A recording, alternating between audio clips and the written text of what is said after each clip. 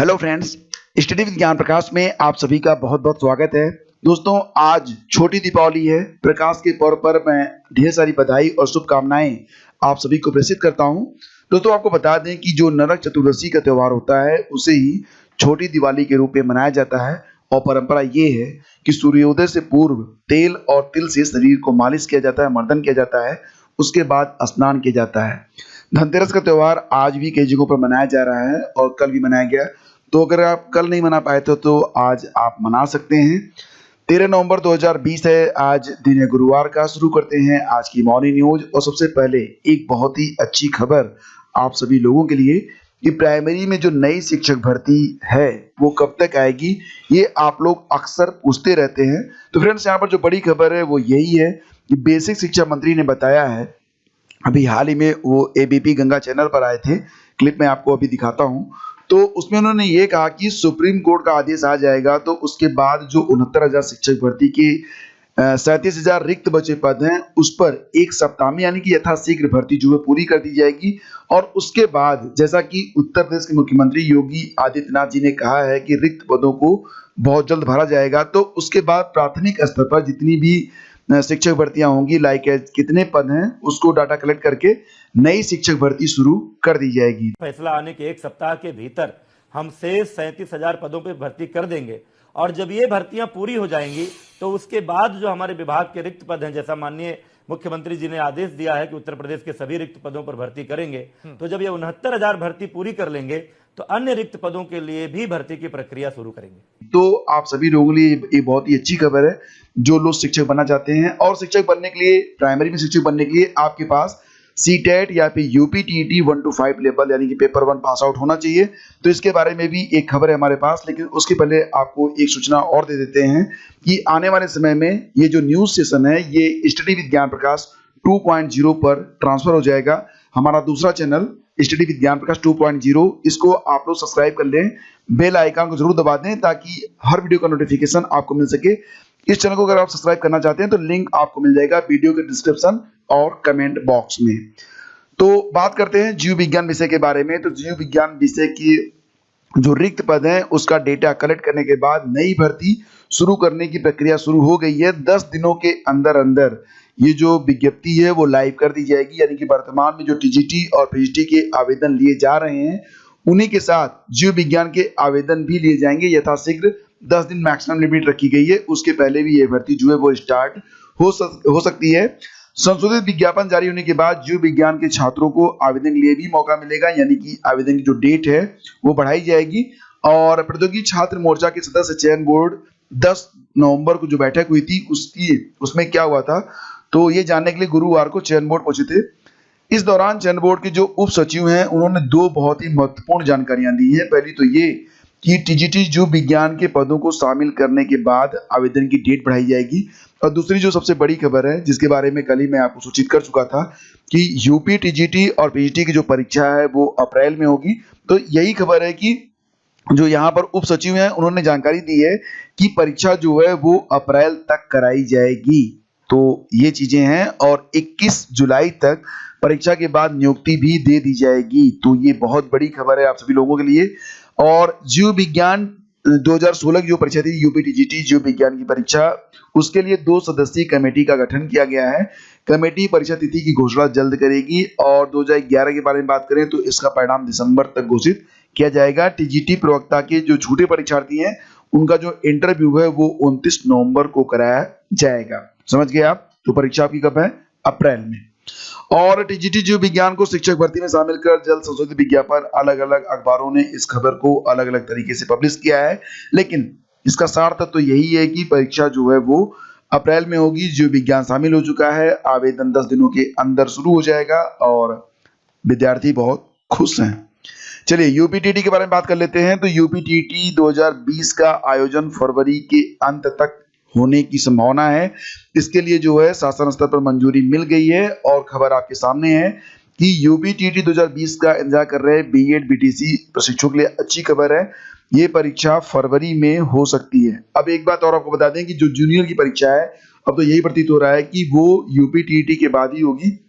तो आप लोगों के पास गोल्डन चांस है, यूपीटीटी की तैयारी बढ़िया से कीजिए और एक अच्छी सी नौकरी आपके लिए इंतजार कर रही है और 2 भर्तियां आने जा रही हैं। दोनों के बारे में आपको बता चुका हूं। वह एक भर्ती तो चली रही है, प्राइमरी और जूनियर दोनों लेवल पर भर्तियां होंगी। तो जैसा कि आप लोग जानते हैं कि अगर आप दोनों पेपर पास आउट रहेंगे तभी आप दोनों भर्तियों में शामिल हो पाएंगे, ठीक है।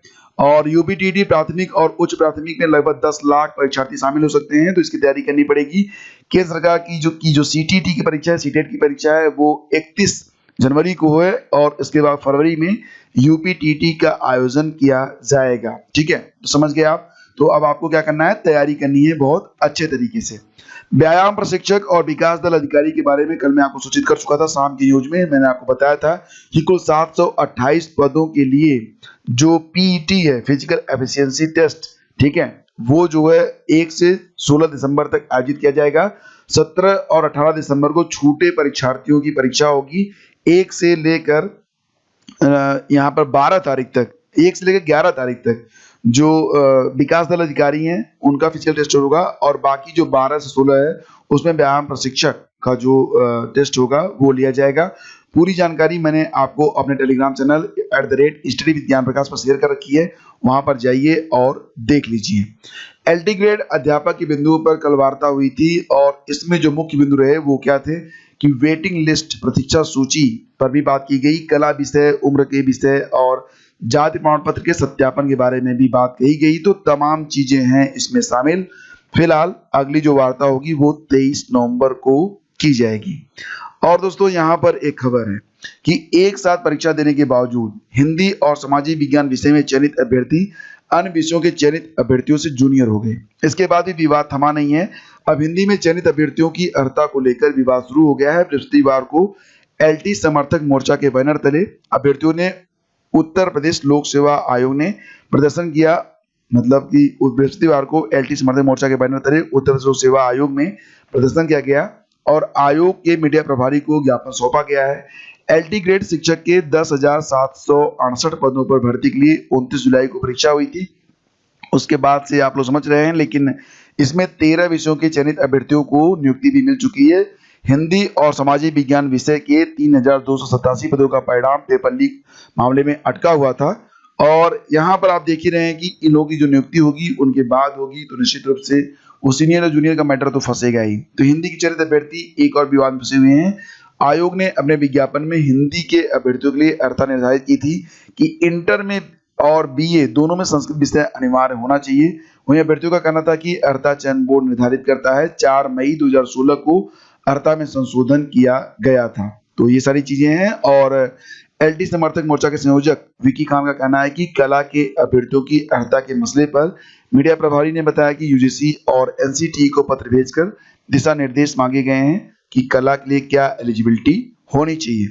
और दोस्तों आपको बता दें कि उत्तर प्रदेश पुलिस भर्ती और प्रोन्नति बोर्ड ने पुलिस में 18,912 पदों पर भर्ती की प्रक्रिया शुरू कर दी है। परीक्षा आगामी महीनों में होगी। सबसे ज्यादा 9,534 पद police sub inspector, platoon commander, PAC और अग्निशमन द्वितीय अधिकारी के हैं। बोर्ड के अध्यक्ष आर के विश्वकर्मा ने बताया कि police sub inspector, platoon commander, PAC और अग्निशमन द्वितीय अधिकारी के 9,534 और पुलिस सब इंस्पेक्टर गोपनीय, सहायक पुलिस सब इंस्पेक्टर लिपिक और सहायक उप निरीक्षक के 1,329 पदों पर सीधी भर्ती के लिए कार्यदायी संस्था के चयन की कार्रवाई पूरी कर ली गई है। एमओयू को अनुमोदन के लिए शासन के पास भेजा गया है। उन्होंने बताया कि जेल वार्डर, फायरमैन और कांस्टेबल घुड़सवार को सीधी भर्ती 2016 के 5,805 पदों पर भर्ती से संबंधित परीक्षा 19 और 20 दिसंबर 2020 को कराई जाएगी। पुलिस रेडियो शाखा में प्रधान परिचालक, सहायक परिचालक और कर्मशाला कर्मचारी के 2,244 पदों पर भर्ती परीक्षा के लिए कार्यदायी संस्था के चयन की प्रक्रिया अभी चल रही है। तो बेसिक शिक्षा विभाग ने सहायक अध्यापकों के अंतरजनपदीय तबादलों के लिए उच्च न्यायालय से अनुमति मांगी है। विभाग की ओर से उच्च न्यायालय में तबादलों की मंजूरी के लिए याचिका दायर कर दी गई है और मुख्यमंत्री योगी आदित्यनाथ ने सितंबर में 54,000 सहायक अध्यापकों के अंतर जनपदीय तबादले को मंजूरी दी थी। विभाग ने तबादलों के लिए आवेदन पत्रों पर कार्रवाई शुरू की। इसी बीच सहायक अध्यापकों के उच्च न्यायालय में याचिका दायर की। उच्च न्यायालय ने शैक्षिक सत्र के बीच तबादले नहीं करने का आदेश दिया था, तो इसके लिए अब अनुमति मांगी जा रही है, जिसके लिए याचिका दाखिल की गई है। और दोस्तों आपको बता दें कि सचिव बेसिक शिक्षा परिषद ने 69,000 सहायक अध्यापक भर्ती में 31,277 पदों में चुने गए शिक्षा मित्रों के बारे में जानकारी मांगी है। प्रदेश के सभी बीएसए को भेजे पत्र में कहा गया कि 31,277 में चयन के लिए कार्यभार ग्रहण कर लिए हैं जो शिक्षा मित्र, उनके बारे में मानव संपदा पोर्टल पर त्यागपत्र सबमिट करके खंड शिक्षा अधिकारी से इसे सत्यापित कराया जाए। शिक्षा मित्रों का त्यागपत्र सत्यापित होने के बाद इन नवनियुक्त शिक्षकों को EHRMS कोड आवंटित करते हुए निर्धारित प्रक्रिया के अनुसार मानव संपदा पोर्टल पर पंजीकृत करते हुए सभी विवरण अपलोड कराया जाए। और अगली खबर है, एक इसमें वेब सीरीज आपने देखी रखी होगी आश्रम। तो वेब सीरीज आश्रम चैप्टर 2 में सनातन धर्म से जुड़ी धार्मिक भावनाओं को आहत करने वाले सीन फिल्माए जाने का आरोप लगाते हुए दीवानी न्यायालय के एक अधिवक्ता ने गुरुवार को कोर्ट में प्रार्थना पत्र दिया है। इसके बाद अभिनेता बॉबी देओल और डायरेक्टर प्रकाश झा के खिलाफ स्थानीय कोर्ट में मुकदमा दायर किया गया है। तो दोस्तों अगर आप टीजीटी और पीजीटी 2020 की तैयारी कर रहे हैं तो आप studyvigyanprakash.com पर विजिट कर लिया करें। यहाँ पर आपको सभी विषयों के जो क्वेश्चन पेपर हैं वो अवेलेबल करवाए जा रहे हैं, साथ ही साथ मॉक टेस्ट और क्वेश्चन जो मॉडल पेपर होते हैं वो भी अवेलेबल करवाए जा रहे हैं। और आपकी सुविधा के लिए हमने एक ग्रुप बनाया है टीजीटी पीजीटी 2020 टेलीग्राम पर, तो ये ग्रुप आप लोग ज्वाइन कर लीजिए। सर्च करिएगा @TGT PGT 2020 लिखकर, और इसके बाद अगर आप चाहें तो हमारा जो मुख्य चैनल है इसको तो आप जरूर ज्वाइन कर लेना, स्टडी विद ज्ञान प्रकाश। और ये चैनल, दोनों चैनल आपके लिए बहुत ही उपयोगी हैं। Thank you so much for watching the video. आप सभी को दीपावली की ढेर सारी बधाई और शुभकामनाएं। मिलेंगे मैं आपसे अगले वीडियो में। और हाँ, आज से गणित के लिए हम अपना कोर्स स्टार्ट कर रहे हैं।